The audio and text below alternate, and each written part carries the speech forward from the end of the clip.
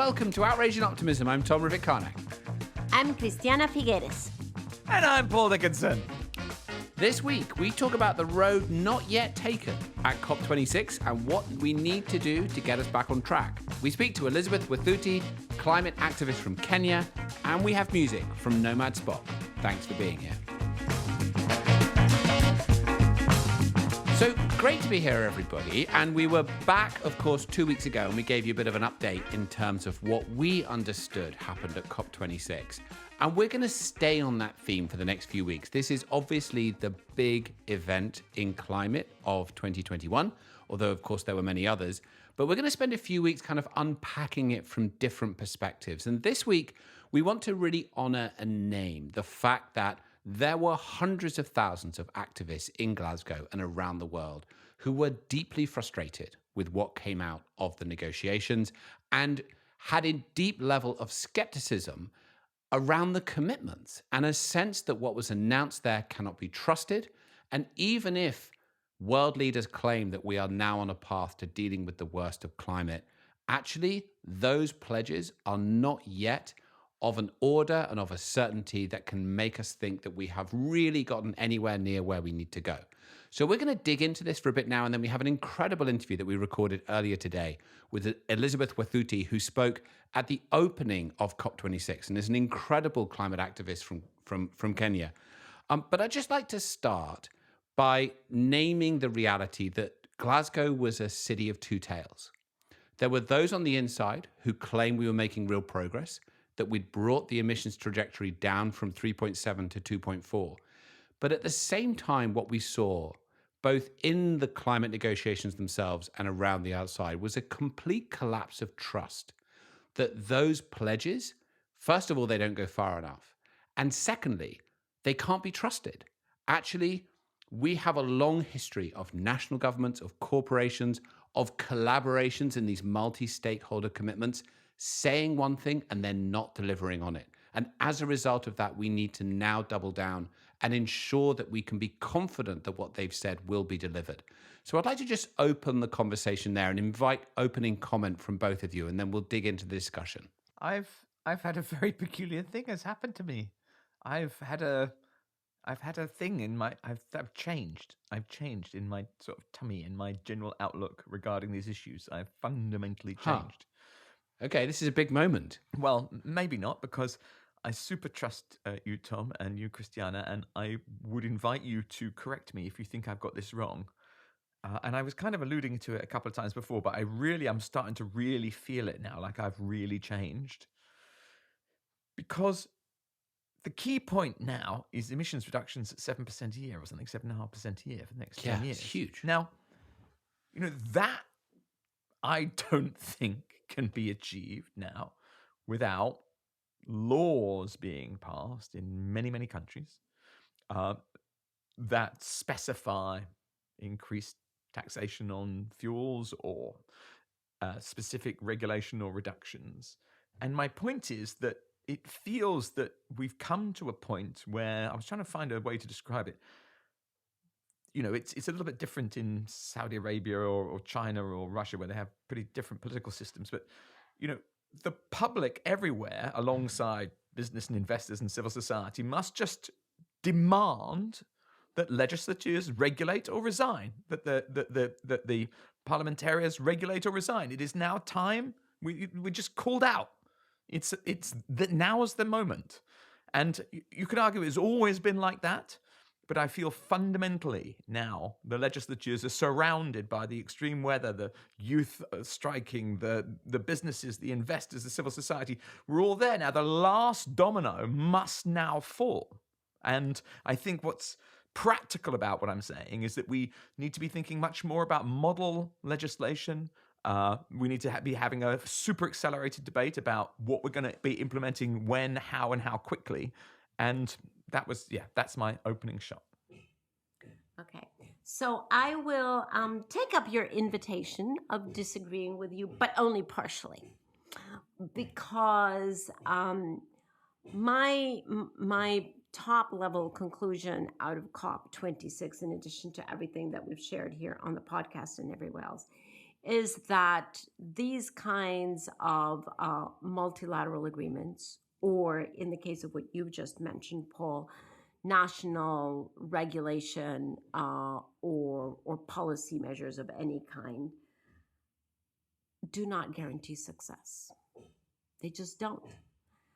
And conversely, the absence thereof, the absence of agreements or regulations or any other kind of legal structure, does not impede progress. So, yes, they're important. Yes, it's important to have ambitious agreements. Yes, it's important to have regulation and incentives and everything else, but we just can't put all our eggs into that basket. We have to have everything in addition to. And I would be concerned if we rely exclusively on that just because of the timing. So my suggestion is we definitely encourage pressure for that. And in the meantime, we move forward, especially my heart today is much more in the forces of the market. And that can be naive and can seem irresponsible, admittedly, but that's where I am today. The forces of the market, the competitiveness of cost, the fact that we have now alternatives that are far and large better than the alternatives that we had in the last century, I think is actually more, I think is actually the way that we're going to progress most. This morning I had a long conversation about green hydrogen, and it struck me that for those who are still thinking base load and peak load, the way the fossil fuel energy system was structured, we don't need to think that way anymore. And green hydrogen can offer storage, it can offer easy transport, it can offer the solution to intermittency. It is energy intensive, hence, it can be the alternative to gas in industries such as cement, iron, and steel, et cetera, et cetera, et cetera. So the fact is that we do have an advance of technologies, and those prices are coming down, that I think is going to be much more wind in our back, which of course, if coupled with regulation and especially with carbon pricing, will definitely move us forward. But don't we need everything on the table at this point when we just have 8 years to go? So I think that's a really helpful sort of opening here, and I would just ask you, there are a lot of people who are in real grief right now by what they Yep. thought might happen at COP26 and didn't. And we have talked 2 weeks ago, for those who didn't listen, around some of the outcomes, around the multi-stakeholder commitments, how far the national commitments did go, the process to getting more commitments in a year's time. And all of that, we would say, from the perspective of people who've been involved in international diplomacy, marks real success. But it's also true that if you look at this from the perspective of what we need to achieve, it's still not enough. There's an op-ed that came out today from Martin Wolf in the Financial Times. It's very good. And he says, if we compare the global discussion today with that of a decade ago, we've come a long way. But if we compare it with where we need to be, there's still a frighteningly long way to go. It's too soon to abandon hope, but to be complacent would be absurd. We need to act powerfully, credibly, and quickly. And not least, we must agree to do so together. Now, So we all we agree have with made that, progress. right? We all agree with that, absolutely. However, there are those who look at what came out of Glasgow and they say, this is a betrayal. Actually, this is nowhere near enough. This is an agreement to agree in a year's time. It didn't go far enough. It didn't guarantee us 1.5. This is a failure. And I just wonder what you would say to people like that. Because obviously there is an element of truth in that for sure. A huge element of truth, yes. A huge element of truth. And like so many other things in climate, there is a broader picture. So I'd just love to hear your comment on that. So my sense of, from that perspective, Tom, my sense is that COP26 delivered from the mind or from the head, but didn't deliver from the heart. And what I mean by that is that we can put, a long list, a long parade of numbers of, tons and trillions of dollars and numbers of companies and numbers of countries and, all of that. All of that is what I would call delivery from the head. And all of that is very good news. But we did not deliver from the heart in the sense that we were not sensitive enough to the deep pain and the misery that millions of people are already experiencing because of climate change. And we also didn't deliver from the heart because were we to truly be identified with that pain and that misery, we would act with much more urgency. That would be the reaction that we would have to truly integrating the pain that is being felt. And so the fact that, yes, we had all kinds of alliances and, everything that we've discussed that was put forward is great and is definitely a step forward. But compared, as Martin Wolf says, compared to where we should be, compared honestly to the plight that millions of people are in, it is just pathetic. Pathetic, because we're not letting that part into our response. Our response is not guided by that. Christiana, very wise words, of course, from you. But I think part of the disappointment is also related to the fact that there isn't a world government. And I think a lot of people imagine that the COP is a world government. What it really is, and to your point about the heart, is it's a world court. It's a world courtroom where different positions are shared. And then the people of the world who were watching, by the way, judge and jury the positions that are taken. Christian, in response to my comment about legislation and the fact that we need laws, you're right, of course, that technology beats laws. If something better comes along, then you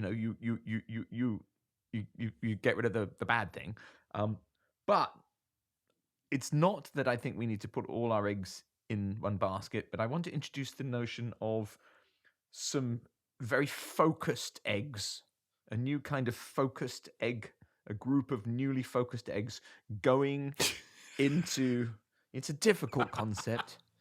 Try and imagine. What is the shape of those eggs, Tom? Tom? We have to call this podcast episode "A Group of Newly Focused Eggs." That accountability doesn't spiral up into some international conference and it gets lost. That accountability exists at the national level.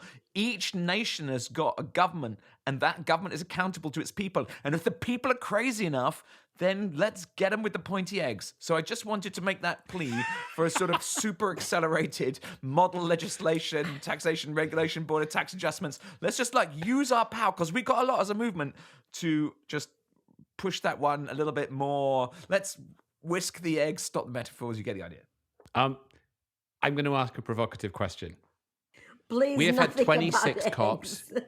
It's nothing about pointy Please, eggs, I guarantee you. We have had nothing 26 COPs and we're still heading for nearly 3 degrees. The process has failed. It should be disbanded and replaced with something that works. Discuss. There isn't a world government, there's a world court. We need to re-examine these COPs. We need to see them as the place where the people of country X go and see the government of country X account for itself in the court of global public opinion. That's what it is. It's not a negotiation, it's a courtroom. And woe betide the leaders of country X were they to return from the COP without delivering what clearly the poorest, stop trying to make me laugh because you're succeeding, Christiana. The poorest, most vulnerable people, or the rich, vulnerable people, are experiencing. Let me ask you the same question, Christiana. No, I don't think we can disband the process because of one very important component that these meetings bring. And that is they give every country a voice. There is no other institution that does that. You can argue some large countries have a more powerful voice than others. I'll grant you that. But there's no other institution other than the UN that truly gives a voice to every single country and to every single interest. And that's to just go one level further on that. I completely hear that. And that's honestly, when I first started working for the UN, I kind of wasn't ready for how emotional that feels to see every country with a voice negotiating with each other on equal terms. It's actually, for those who haven't witnessed it, it's quite amazing. But it also needs to solve the problem. And we're in a rapidly unfolding emergency. And are we, if it's true that the outcome from COP26 was both a success in terms of the process and a failure in terms of solving the problem, then should we ask that question as to whether it's still fit for failure in purpose? solving the problem. That is such binary thinking, Tom. I'm actually surprised that you're even putting it that way. Yeah. I'm posing it like it's that not- to get a binary, reaction huh? from you. Yeah. It's not binary, right? We all know that a single meeting, or in fact, a single process, is not a magical Harry Potter wand. We all know that. And I would argue that there actually has been very significant progress since Paris, and in fact, even before, but certainly since Paris, that we have been talking about a lot here on this podcast. You cannot put the full responsibility of this on these meetings. This is part, but it is not the full picture. We have to have these kinds of conversations and these kinds of multilateral agreements to be a big picture guide. But right behind them, you have to have all of the other stakeholders, the finance people, the corporations, the scientists, the young people, everybody else coming in behind and continuing to push that forward. So I don't see how we would do better without these meetings, because this is the one time in the year that we actually take stock, that we figure out how we're doing, how much progress, how much lack of progress, and that guarantees that every single country has a voice, and that encourages countries that have similar interests, similar resources, similar conditions, similar needs to come together as a group and be able to put their collective position forward. So no, I don't agree with you. So, Christiana, I agree with you, but that was the answer that I wanted to hear. And the reason I asked that question is because I've heard that perspective voiced by various people. And so I think it was really important to raise it and directly answer it. Obviously, I agree with you, but I think it's important for us to raise that issue in terms of what the listener thinks, and people may have questions. So thank you very much for answering that. And that's actually also a great segue to our interview today. Now, today we're speaking to an incredible young woman. Her name is Elizabeth Wathuti. And first thing I would say is her name is Elizabeth Wathuti, not Elizabeth Wathuti, which many people are calling her, but Elizabeth Wathuti is how you pronounce it. And I think you will agree, after you've heard this conversation, we have heard to some degree from her, but we're going to be hearing a lot more from her in the future. So let's get her name right. She is a Kenyan environment and climate activist. And at COP26, she was invited to speak at the World Leaders Summit opening ceremony in front of 120 heads of state. Now, she had had deep experience, of course, in the climate and environment movement before. She founded the Green Generation Initiative in 2016, which nurtures young people to love nature and be environmentally conscious at a young age. The foundation has planted 30,000 tree seedlings in Kenya and created food forests. In 2019, she was awarded the African Green Person of the Year award by the 11-11-12 Foundation and named as one of the 100 most influential young Africans by the Africa Youth Awards. She is an incredibly inspiring person. I think you will get an enormous amount from this conversation. We certainly enjoyed talking to her, and we will be back afterwards with some additional analysis. Elizabeth, thank you so much for joining us on Outrage and Optimism. Before we started recording, I asked you in jest, but now I actually ask you seriously. Usually I say on a scale of 1 to 10, but for you, on a scale of 1 to 30, how proud are you of that amazing speech that you delivered at COP26 in plenary in front of all of the global leaders? I would say I am 29. I would give myself 29 Yay! Very nice. because it was not easy to deliver that speech. It was a really heartfelt message, a message that I also wanted to use to speak truth to power and to get people to understand what's happening in my country and the need for urgency to tackle the climate crisis. So it was not very easy, but I did it. So I will give myself 29. Absolutely. Well, we give you a 35 over 30. How's that? Oh, that's great.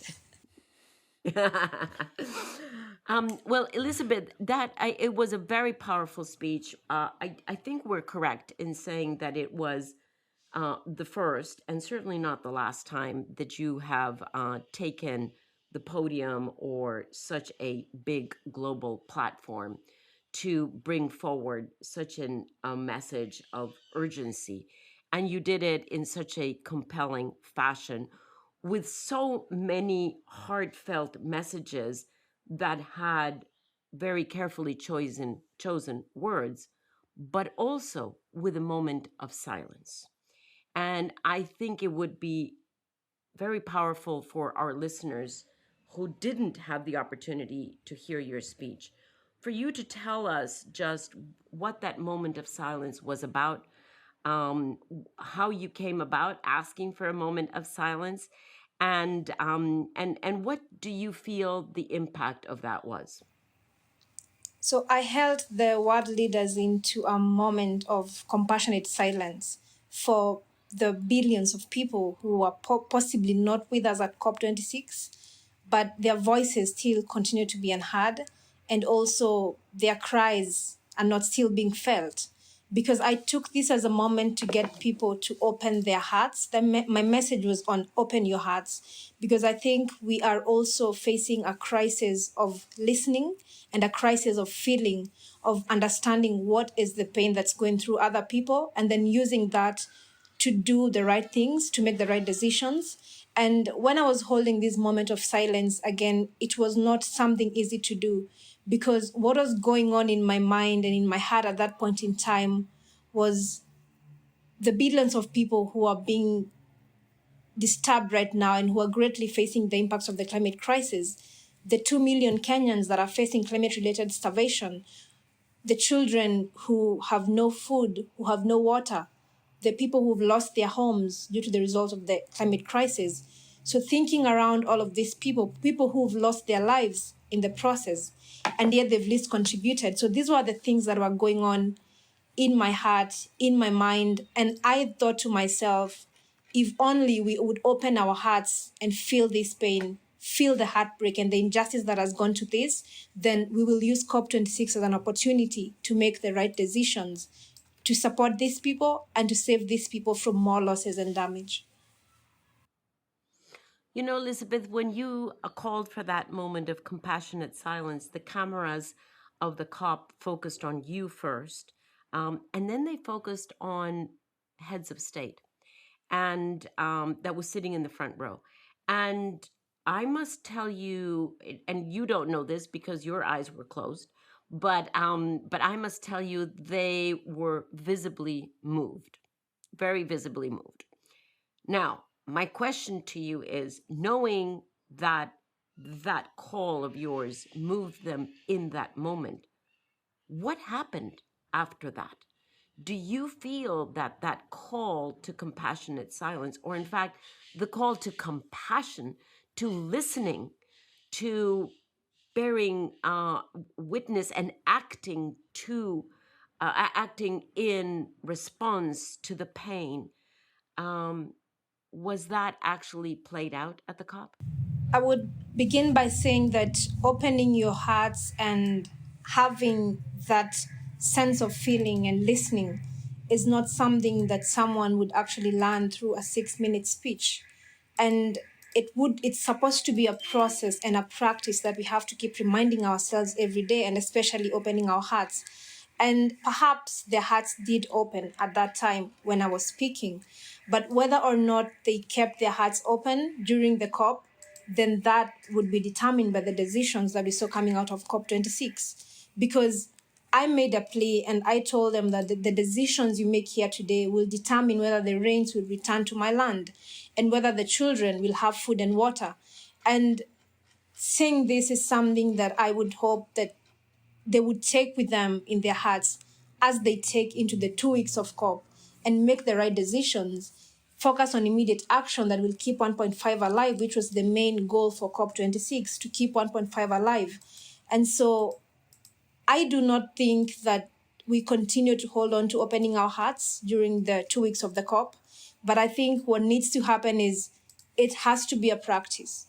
We have to keep reminding ourselves. We have to keep reminding our leaders. We have to keep practicing it every day. And what resonated with me so well was that even out of the COP, the message resonated with so many people. So many people really felt it in their hearts and they understood what I was bringing to the COP. They stood in solidarity with the people that were not at the COP. We saw hundreds of thousands marching in the streets of Glasgow for 2 days. I remember spending the Saturday out in the rains with people, having all these conversations with young people and civil society, people who are out because they want immediate action from the COP. They want to see change and they want justice served for their communities as well. Thank you so much for sharing that about your speech. I mean, I was there in the room when you gave it. It was such a moving moment, and it was so emotionally accomplished. The fact that you went through the fact that you were thinking about what you could say, and then you realized that what you could say and how it was heard was dependent upon the way people listened. And the fact that you went there was, I think, a unique element of a speech. I've not heard people do that before. It was very effective. And you've talked already a little bit about how people on the street responded to that afterwards. But I'm very curious. We'll get into the outcomes of the COP in a minute and what you felt did and didn't happen. But did you have any subsequent engagement with the people who were the target of your speech? So heads of UN agencies, heads of state, ministers. I'm curious to know whether in any subsequent interactions, people talked to you about what happened and how it was for them. So I think before I even spoke, and one of the reasons why I mentioned in my speech that I didn't know what words would move the leaders, because I am one of the young people who have previously faced and felt the pain of speaking and never feeling heard.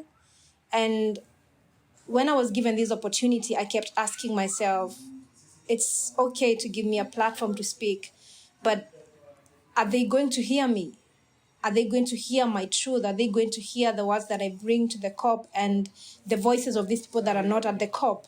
So this is what kept going on in my mind. And then what is it that I would say that would actually get the leaders to listen, to hear? Because a lot of young people have been speaking up and calling the leaders to take immediate action, but still feel unheard. And I think that to me was the kind of pain I did not want to feel while up there.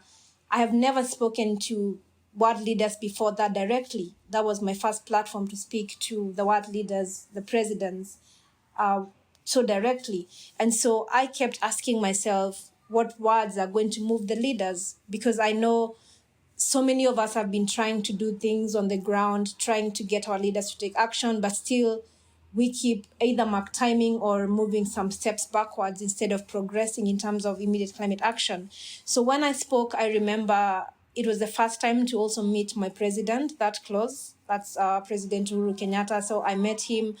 And even before I met him, he referenced part of my speech in his statement at the same plenary. Wow. And he actually did that. And he talked about the bit where I was talking about how sub-Saharan Africa is disproportionately impacted by the crisis. And just seeing him mentioning that as well is one good positive take that someone was listening. And so when we met out of the COP, my message was, now when we come back to Kenya, can we talk about local action? Can we talk about how we are going to continue in the same level of activism and in the same level and momentum that has been found at the COP? How can we continue to support our people back at home to make sure that they also feel included and they feel that the actions that are being taken are there to also support them? So that was one of the highlights. And I also met so many other amazing people like Mary Robinson as well.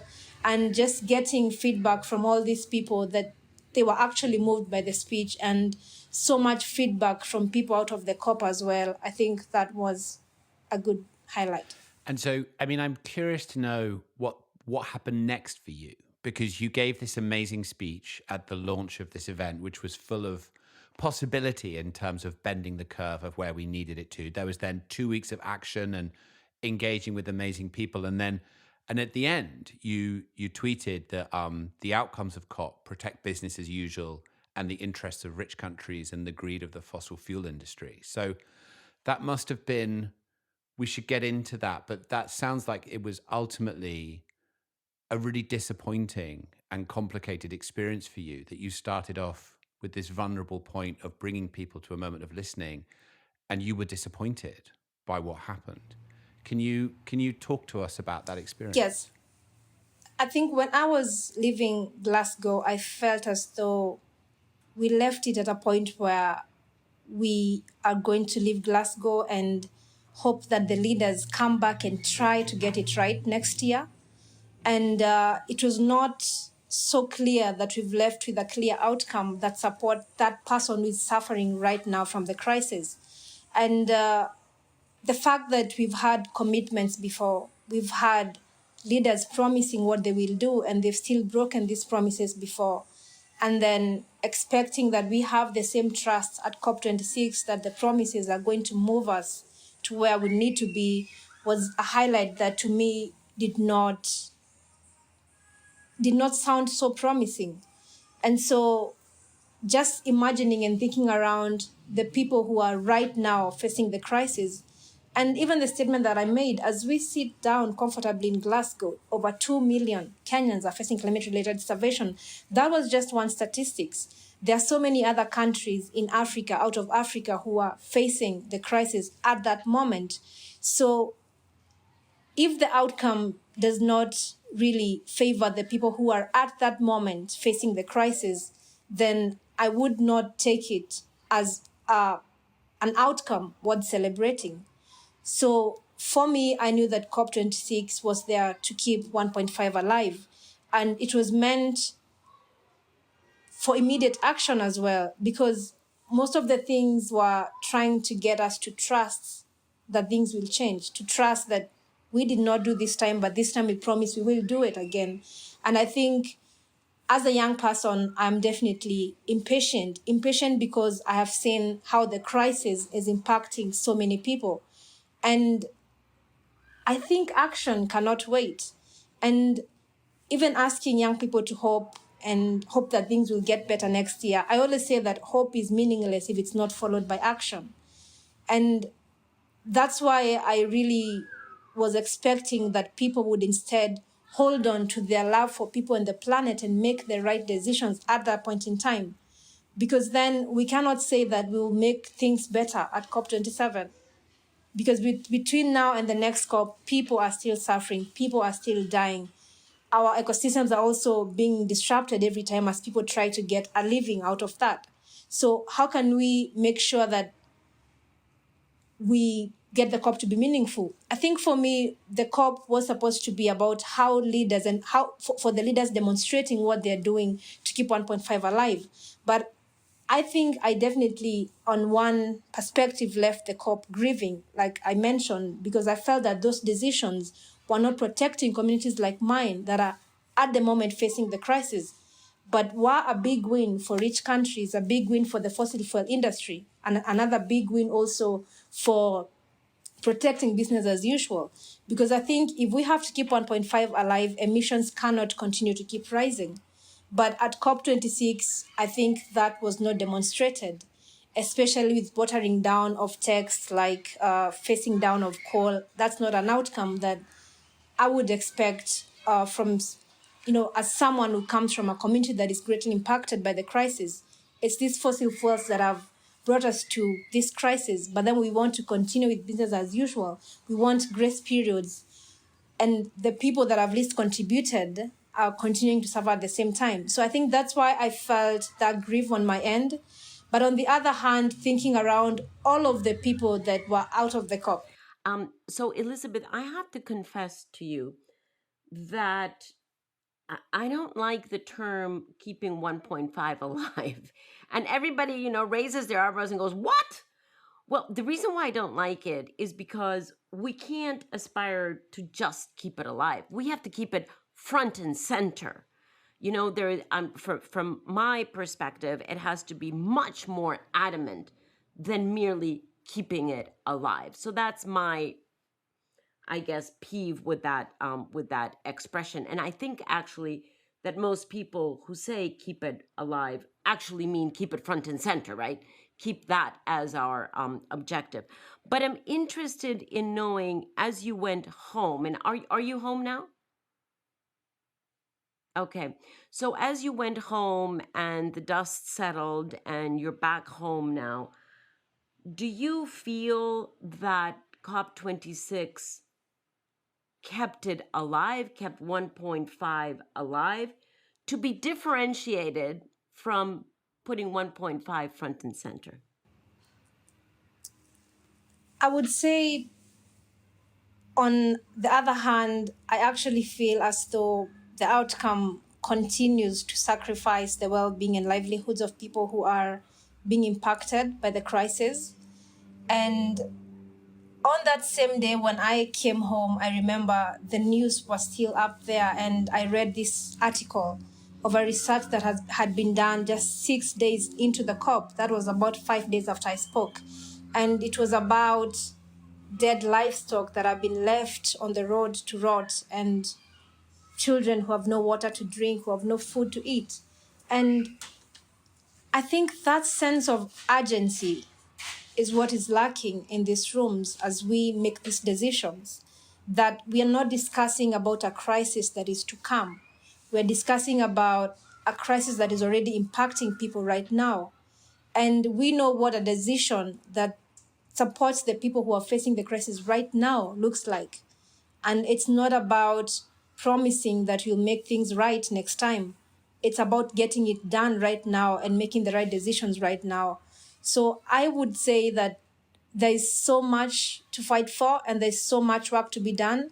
But right now, it will have to go to individual countries and people who actually have the open hearts to get their governments to do what must be done.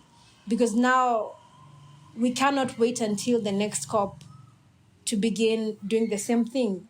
This model is not working.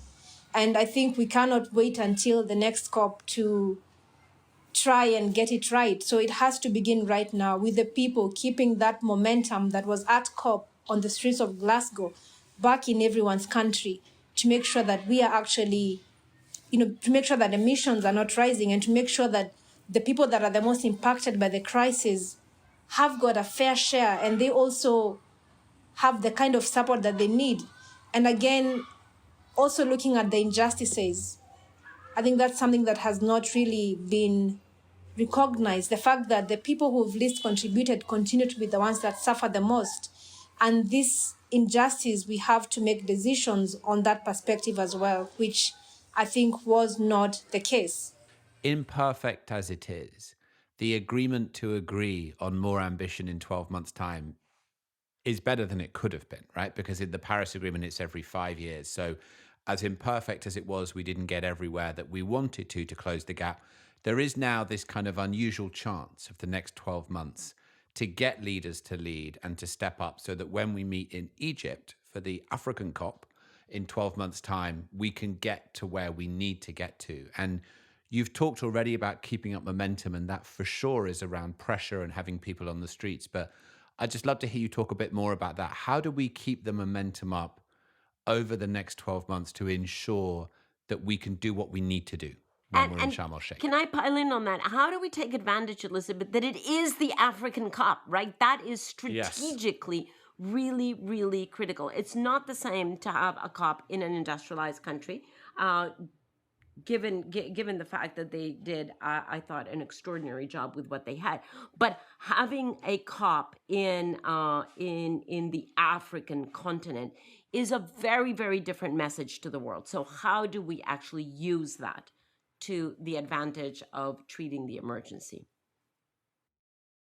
I'd like to respond this from something I saw happen at the COP during the civil society march on one of the Saturdays. And the indigenous communities and people from the most affected areas are the ones that were taking the lead. They were allowed to be on the front line of this march because their voices definitely matter. That's the group that is often not represented in the COPs. They're the group that are often not being heard. I mean, even when given the platforms, it's a group that is not often heard because you will stand on the platform and speak about your community, and yet what you're saying still does not end up feeding into the decisions.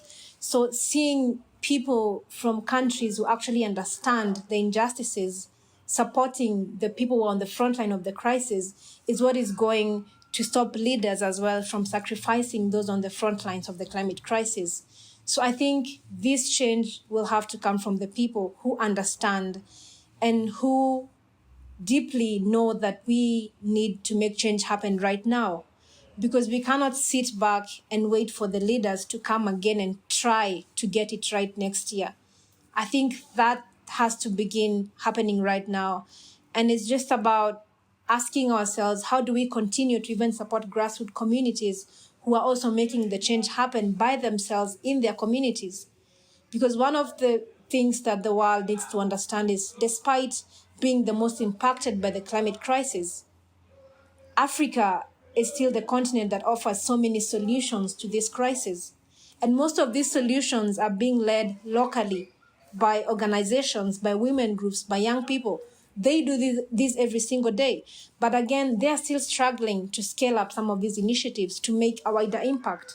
Because what we are saying is that we want the leaders to step up because they have the capacity and they have the resources to do much more than these communities, than these groups. So I think one of the most important things is to continue in with the action, but again, support grassroots movements that have been leading on the front lines. They're facing the impacts, but still leading with the solutions.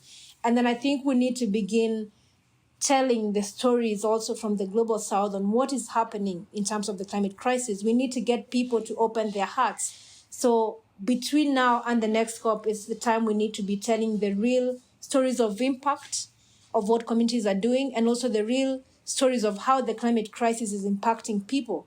Because I remember every time I share stories of what is happening in my country and share what I have seen with my own eyes, it's different when someone reads, maybe finds out of something that they didn't know about.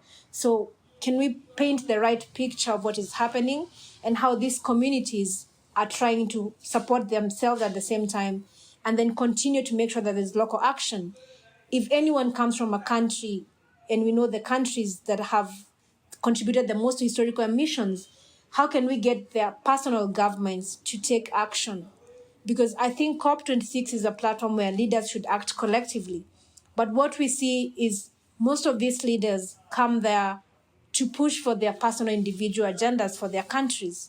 And that's not what a COP should look like. A COP should be collective action, understanding the injustices, and then acting on finding decisions and collective action that would support everyone and not leaving others disadvantaged. So we have a lot to do in our individual countries. We have to keep up the pressure and get our local governments to take action and to make the right decisions. And we wouldn't want another COP where we will leave the COP not knowing what answers we bring back to our communities who are still facing the crisis, because I left without answers. Because the outcome for me is not an outcome that I would give to someone who is facing the crisis right now. That was not an answer to them. That was an answer to people who are not still facing the crisis. And I think we do not have to be put in positions where we have to do this for the next COPs. And I think that people power is going to make that kind of change happen. Yeah. Elizabeth, thank you so much. That's so well expressed. And we completely agree with you. This is going to be such a critical year. And what you just outlined is the way we can really move forward. I have one final question for you.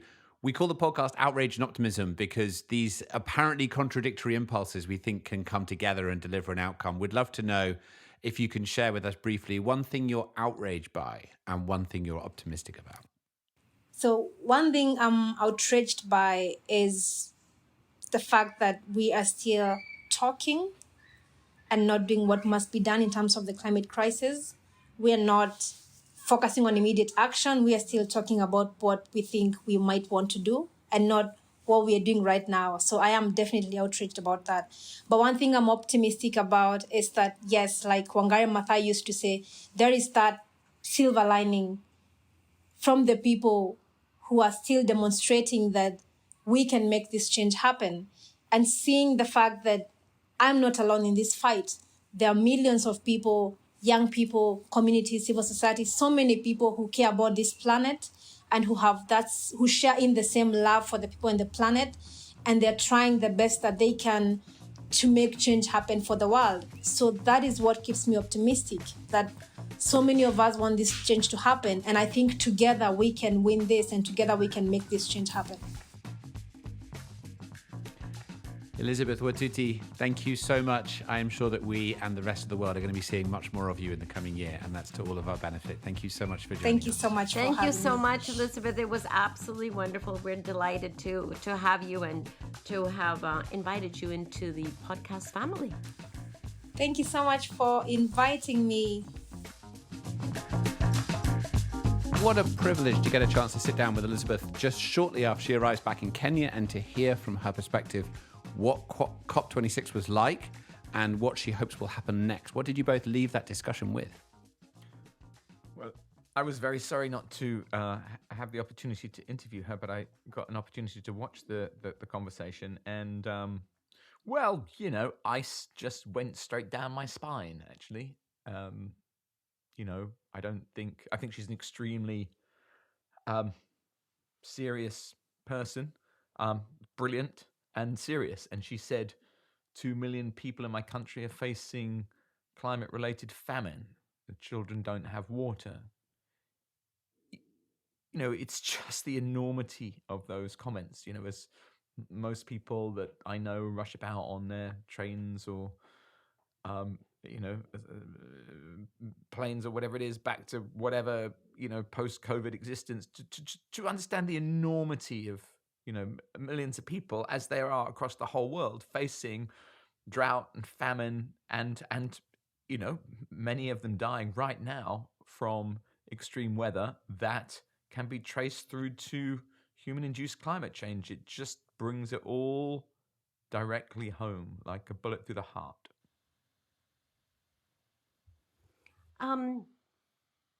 Paul and I had met Elizabeth Wathuti in Abu Dhabi. No.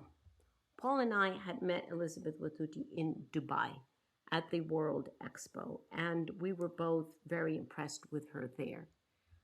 And I must say, I was even more impressed now that I've seen her for the first time take this incredible stage, standing behind the lectern in front of all world leaders.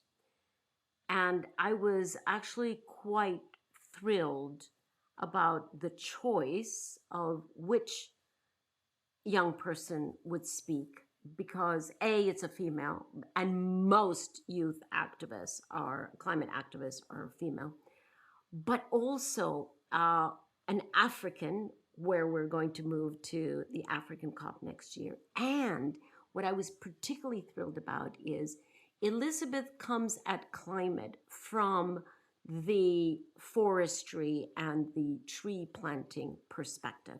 She is incredibly inspired to this day by Wangari Maathai. She had the Wangari Maathai Scholarship, and she quotes Wangari Maathai consistently. And she is definitely following in the footsteps of Wangari Maathai with her Green Generation initiative, and especially inspiring young people to plant trees. So I thought it was very telling that that person with that background should be one of the opening speeches, and we'll talk about that amazing speech at this COP, where this is the first COP that I remember, which in its decisions is as adamant about the intimate relationship between climate, biodiversity, oceans, and cryosphere. We have been so trained into thinking that all of that is separate and silo, right? We've been doing this silo thinking and planning and acting. And this is the first decision that I've seen from this process that really pulls this together and says all of this is part of the same. And I thought, how fantastic. And I don't know if she sees that as least as an indirect impact of her being up there. And I don't think it is only her. I think so many people have brought us to this conclusion, thank heavens, finally, that all the different pieces of nature actually act in consonance with each other. But it was such a beautiful choice. And she is so eloquent and speaks so much from the heart, right? That's what we were just talking about before. She speaks so much from the heart. And that's perhaps where we should talk about her moment where she asked for a moment of compassionate silence so that we could all hear the voices of everyone who's not in the room and everyone who doesn't have a voice to put their pain in front of the microphone. Yeah, that's the thing that struck me. I mean, there's very few people are given the opportunity to speak in front of the world's heads of state anyway. And when they do, it's very unusual, I would say, perhaps unique, for somebody to be so thoughtful about not only what do they want to say and how do they want to come across and what image do they want to present, but how do they curate a moment in which they are heard in a particular way and they represent a whole range of others who can't be there. And for her to have the thoughtfulness and the emotional intelligence and the confidence to then do that and actually introduce a moment's silence in front of all these people is an incredibly powerful way to choose to use that. And I think speaks to a really deep sense of collective leadership and compassion and a deep intelligence around how you actually get heard on that kind of stage. I was really impressed with that and with her in general. I mean, I think we've said this so many times, but these young women who are leading this activist movement are just so emotionally intelligent and smart. And Elizabeth is an incredible example of that. To anyone who hasn't heard her speech at COP26, definitely recommend you listening to the entire speech. We can play an excerpt from it here for you, but very much recommend you listen to the entire speech.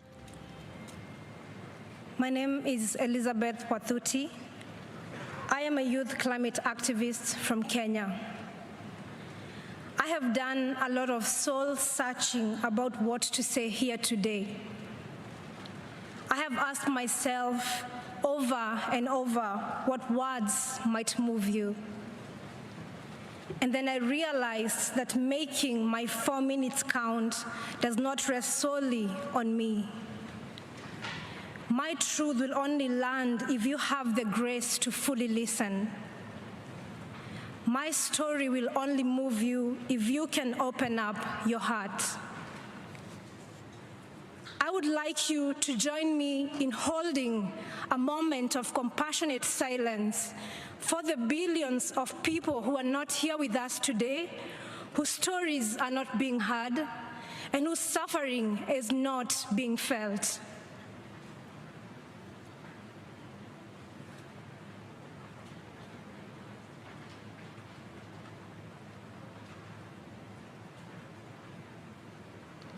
Please open your hearts. And I would like to underline the term that she used because we are perhaps more used to calling for a moment of silence in commemoration of someone who is gone.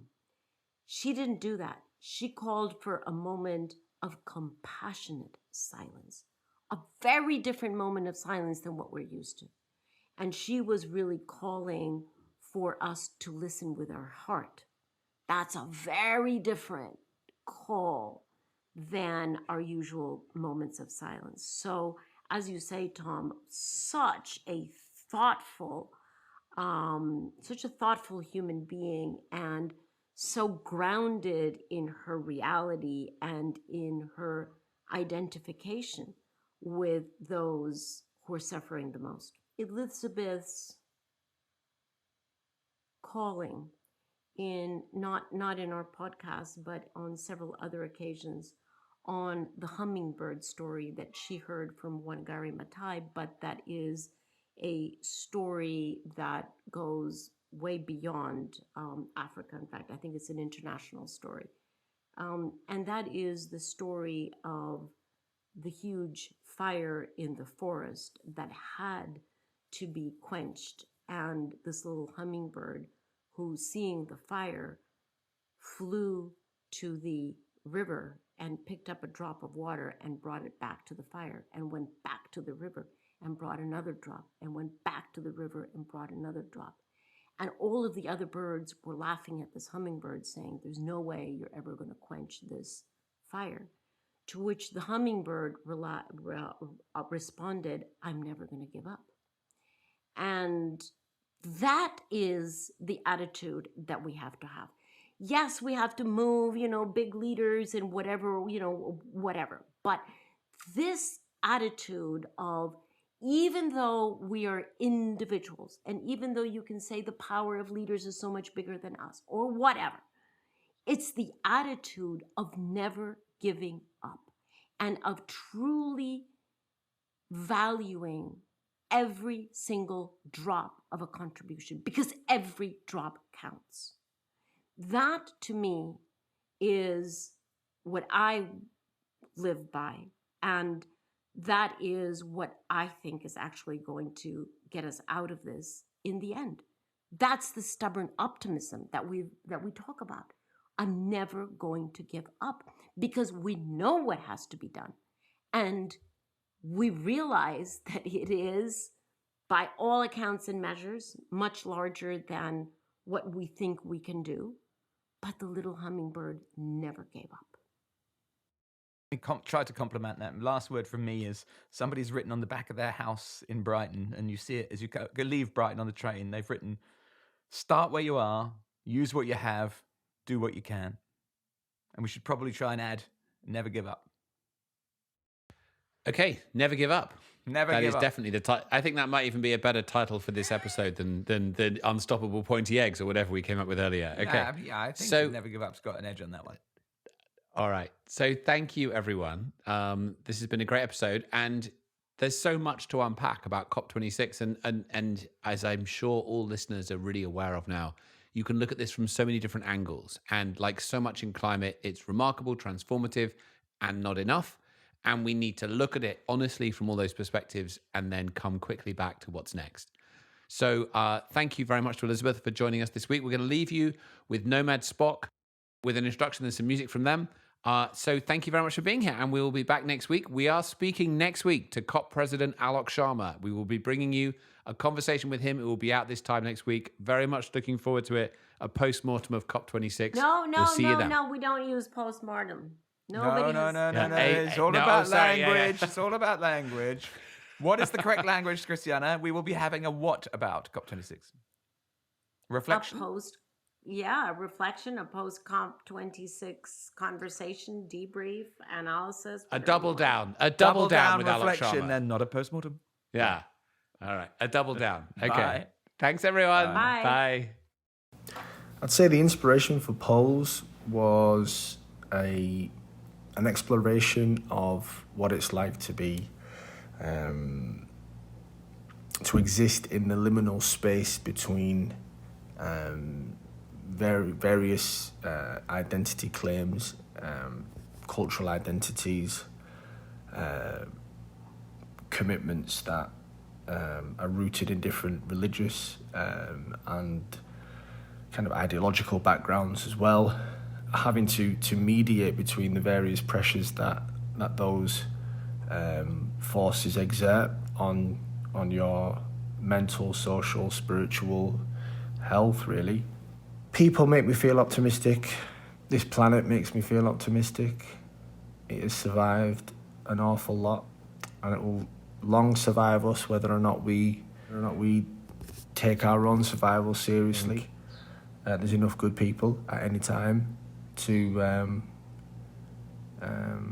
push for the right things to happen. And I think the challenges that we face today, though perhaps greater than at any other time in recorded history, certainly from a climate change perspective, will encourage a response from humanity that I think will be equal to that. I hope, anyway. I mean, that's the optimistic view.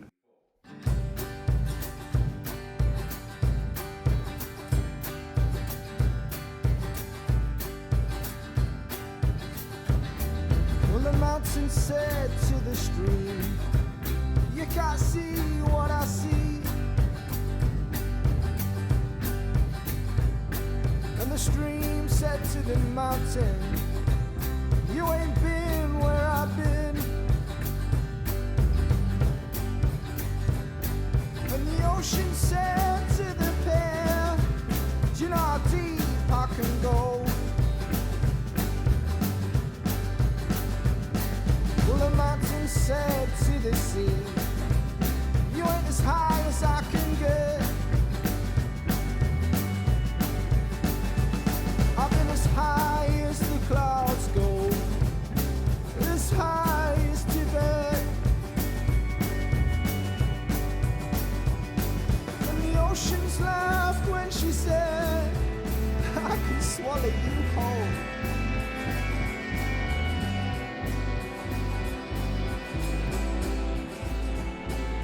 And I'm in the middle, always in the middle. And I'm in the middle,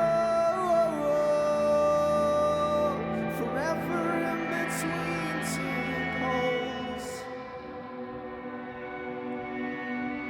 That's right. And ever since I was a child, they've asked me, "When will you go home?" And it took all my strength to find I better make one of my own. But I still hear the desert cry, "Don't forget how to walk on water." With the green fields of Glasgow Pact, say don't listen to the fools. Your roots beside the willow tree are tangled up beneath the woods. But I still hear the desert cry, "Don't forget how to breathe the sun."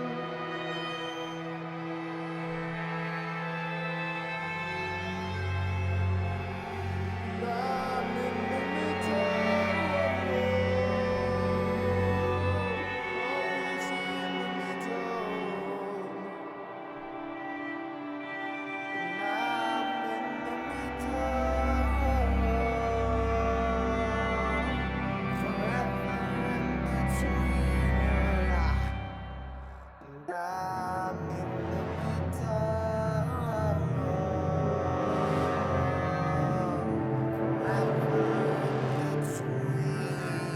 forever in between, forever in between two poles.